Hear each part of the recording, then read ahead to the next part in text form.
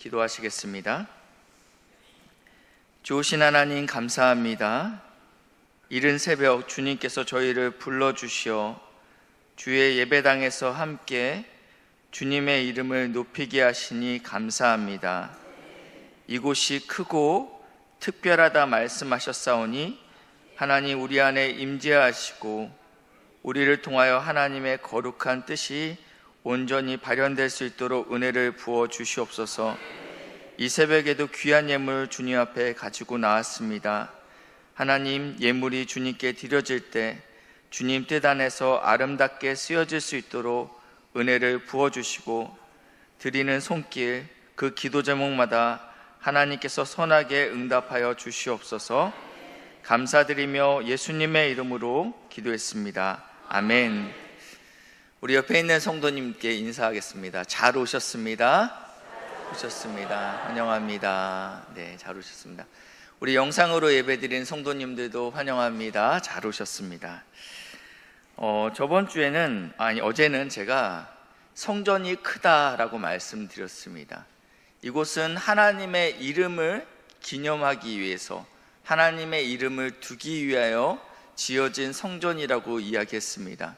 하나님을 떠난 자는 자신의 이름을 기념하고 자신의 이름을 두기 위하여 그 최종적인 그 결론이 바벨탑이라고 말씀드렸다면, 하나님 안에 있는 성도라면 하나님이 꿈꾸시던 그 성전을 지어가는 것이 우리의 본분이고 우리의 목적이고 우리의 비전입니다. 그래서 이 성전에는 두 가지 특징이 있는데, 첫 번째는 크다. 이것은 물리적 큼을 이야기하지 않았습니다. 하나님이 크신 분이기 때문에 그 성전이 크다라고 이야기하는 것입니다. 우리 안에 성령 하나님이 내주하시기 때문에 우리가 거룩하고 의롭고 존귀한 자가 되는 것입니다. 두 번째는요, 성전은 화려하다라고 이야기했습니다. 이 화려함이라는 단어는 독특하다라고 해석할 수 있다라고 말씀을 드렸는데, 세상의 모든 건물은 자신의 이름을 두려워합니다. 심지어 그게 교회라 할지라도 이것이 자신의 이름을 두려는 그러한 공동체로 변질될 수 있다는 것입니다. 교회가 아무리 크더라도 하나님의 이름이 높아지지 아니하고, 목사의 이름이 높아지고, 그리고 교회의 이름이 높여진다면 그것은 또 다른 바벨탑이라는 것입니다. 교회는 오롯이 하나님의 이름만 영광 받아야 되는 곳이다 라고 이야기했습니다. 이렇게 성전은 크고 화려합니다. 오늘은 그 성전이 어디에 지어져야 되는지에 대해서 이야기하고 있는데요, 1절을 한번 보시니까 솔로몬이 예루살렘 모리아 산에 여호와의 전을 건축하기 시작하니 라고 표현하고 있습니다. 우리 이 솔로몬의 성전이 어디에 건축됐냐고 이야기하냐면 모리아 산에 건축되었다라고 이야기합니다. 우리 모리아 산 하면 생각나는 사건이 있습니다. 창세기 22장 말씀인데요, 하나님께서 독자 아들 이삭을 내가 지시하는 그곳에서, 그 모리아 산에서 바치라고 이야기하십니다. 그래서 이 아브라함이 자신의 아들 이삭을 데리고 모리아 산으로 가게 됩니다. 22장 1절 말씀인데요, 하나님이 아브라함을 시험하시려고 그를 부르시되 아브라함아 하시니 그가 이르되 내가 여기 있나이다.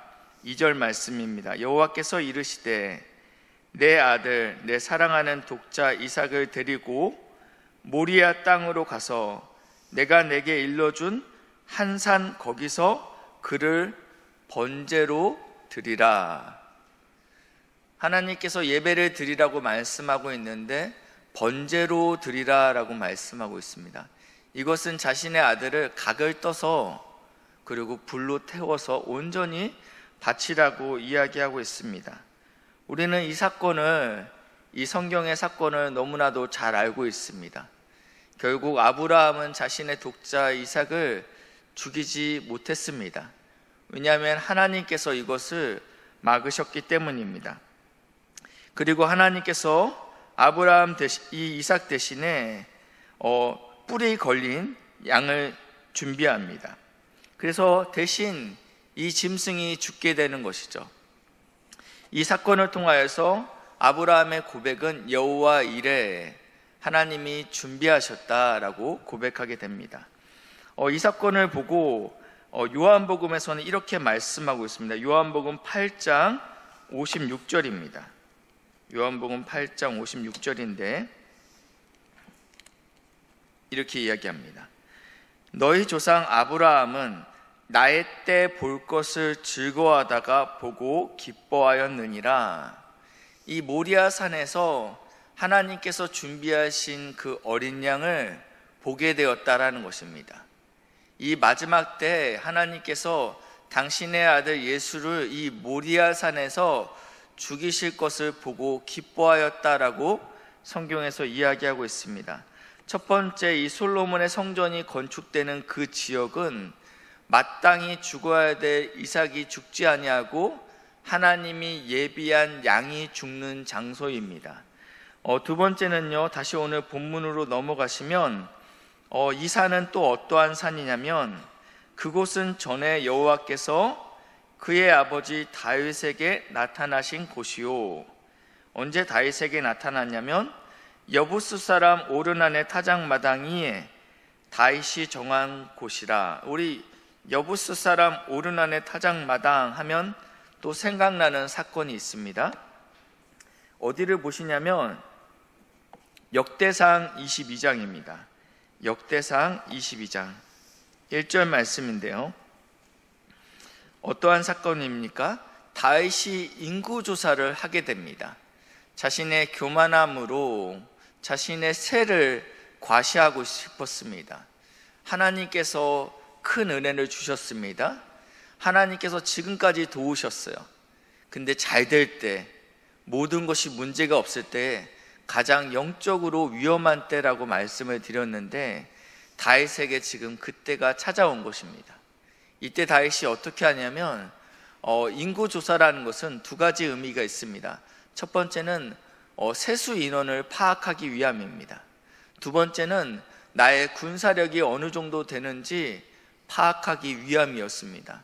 나의 쪽수가 얼마나 되는지 이것을 알기 원했다라는 것이죠. 그래서 이 인구조사로 인해서 하나님께서 세 가지 어떠한 심판을 말씀하셨습니다. 이 셋 중에 하나를 네가 골라라 했을 때 다윗이 지금 어떠한 전염병으로 이 심판을 결정합니다. 그리고 나서 오늘 22장 1절 말씀을 보시면요, 이 하나님께서 이 오르난의 타작마당에서 심판을 멈추게 하는데 다윗이 그때 이렇게 고백합니다. 22장 1절입니다. 다윗이 이르되, 이곳은 오르난의 타작마당이죠. 여호와 하나님의 성전이요 이는 이스라엘의 번제단이라 하였더라. 하나님께서 이곳에서 사실은 이 심판이 점차적으로 예루살렘까지, 턱밑까지 왔죠. 그러니까 모두 다 죽어야 될 상황이었습니다. 그러나 죽지 않게 된 것이죠. 하나님의 뜻을 돌이킨 곳, 하나님의 심판이 멈추어진 곳, 하나님의 국률이 임한 곳이 바로 이 오늘 모리아 산이다. 그리고 오르난의 타작마당이다. 그리고 오늘 이 솔로몬의 성전이 세워지는 곳이 바로 이곳이다 라고 이야기하고 있습니다. 그러니까 이 성전은 어떠한 곳이냐면 마땅히 죽어야 될 우리가 죽지 아니하고 하나님이 준비하신 어린 양 예수가 죽는 곳이 성전입니다. 하나님께서 마땅히 심판해야 될 백성들에게 심판하지 아니하고 하나님의 국률과 용서가 임하는 곳이 성전이다 라고 이야기하고 있습니다. 지금 그 성전이 이곳에 세워지고 있습니다. 이 성전의 특징들을 한 두 가지만 살펴볼 것인데, 첫 번째는 3절에 이렇게 나와 있습니다. 솔로몬이 하나님의 전을 위하여 놓은 지대는 이러하니 옛날에 쓰던 자로 길이가 60규빗이요 너비가 20규빗이며 굉장히 작은 규모의 성전이라고 이야기했습니다. 하나님은 크시지만 성전은 이 본 성전만 하면 한 75평, 80평밖에 되지 않는 그러한 작은 성전이죠. 그런데 지금 보니까 옛날에 쓰던 자로 이 솔로몬 때 오면서 치수가 전체적으로 좀 교정이 됐던 걸로 알고 있습니다. 그렇게들 이야기합니다. 그렇기 때문에 치수가 바뀐 것입니다. 다윗이 하나님께 기도하고 성전의 도면을 받았죠. 그리고 나서 시간이 흘러서 기준이 바뀌었다라는 것입니다. 그때는 솔로몬의 기준으로 하지 않고 다윗의 기준을 따랐다라는 것입니다. 왜냐하면 치수가 바뀜으로 인해서 모든 것이 틀어지기 때문입니다. 무슨 말씀이냐면 상황은 바뀌었지만 말씀은 바뀌지 않는다라는 것입니다. 성전은 이렇게 지어져야 돼가 다윗이 하나님께 받은 하나님의 명령이기 때문에 내 상황과 환경과 모든 것이 바뀌었지만 번거롭더라도 말씀대로 성전을 지어가겠다라는 그런 우직함이 있었다라는 것입니다.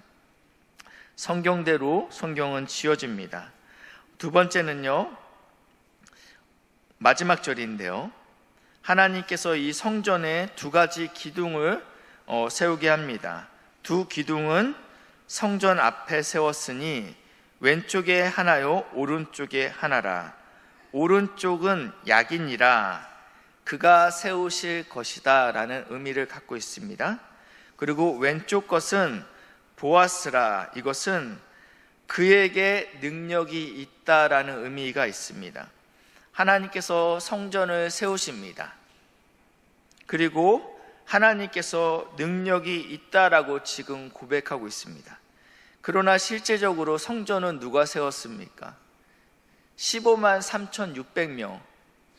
누군가는 돌을 나르고 누군가는 나무를 나르는 역할들을 감당했습니다. 누구는 감독 역할을 했죠.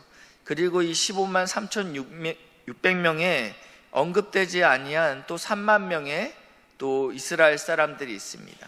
이들의 수고와 헌신을 없다라고 이야기하는 것이 아닙니다. 그들은 모두 수고하고 열심으로 교회를 섬겼습니다. 그러나 이들 끝에 마지막의 고백은 하나님이 이것을 세우셨다라고 고백해야 된다라는 것입니다. 능력의 하나님께서 이 교회를 세우신다라고 고백해야지 모든 것이 완성되고 나서 누가 수고했다라고 이야기하는 것은 아니라는 것입니다. 바라기는 몸된 교회가 아름답게 하나님 앞에서 세워질 때 오직 하나님이 이 일을 이루셨다, 하나님이 능력으로 이 일을 이루셨다 고백하시는 복된 성도님들 되시기 주님의 이름으로 축복합니다. 고린도전서 3장 16절 말씀입니다. 고린도전서 3장 16절 말씀. 너희는 너희가 하나님의 성전인 것과 하나님의 성령이 너희 안에 계시는 것을 알지 못하느냐? 아멘. 솔로몬 때는 이러한 성전이 있었다면 지금 오늘은 이 건물이 성전이 아닌 오늘 이 자리에 있는 우리 귀한 성도님들, 영상으로 예배드리는 우리 귀한 성도님들이 성전이다라고 분명하게 말씀하고 있습니다. 고린도전서 6장 19절 말씀인데요, 너희 몸은 너희가 하나님께로부터 받은 바 너희 가운데 계신 성령의 전인 줄 알지 못하느냐. 계속적으로 반복하고 있죠. 너희는 너희 자신의 것이 아니다. 그러면서 20절입니다. 값으로 산 것이 되었으니 그런즉 너희 몸으로 하나님께 영광을 돌리라. 이 오르난의 타작마당에 갔을 때 이 오르난이 왕이시여, 왕이 원하는 대로 모든 것을 사용하여 주십시오. 이 농기구, 이 소, 이 땅 다 왕께 드리겠습니다. 그럴 때 이 다윗이 무엇이라 말하냐면 상당한 값을 치르겠다라고 말씀하고 있습니다. 하나님은 공짜가 없습니다. 하나님은 반드시 대가를 지불하셨습니다. 우리를 말로만 구원하실 수 있죠. 근데 자신의 독자 예수를 우리에게 보내심으로 십자가에 죽으심으로 아주 상당한 대가를 치르셨습니다. 그렇기 때문에 이제는 너희는 너희 자신의 것이 아니다. 우리는 성전으로 부름을 입었습니다. 그렇기 때문에 우리는 거룩합니다. 우리는 큽니다. 그러니까 제가 커서 큰 것이 아니고 내 안에 성령이 임재하심으로 크다라는 것입니다. 우리는 또한 독특해야 됩니다. 세상은 자신의 이름을 높이기 위해서 애쓰고 수고합니다. 그러나 성전된 우리는 오직 하나님의 이름을 기리기 위해서, 하나님의 이름을 높이기 위해서 하나님께서 우리를 독특하다라고 말씀하십니다.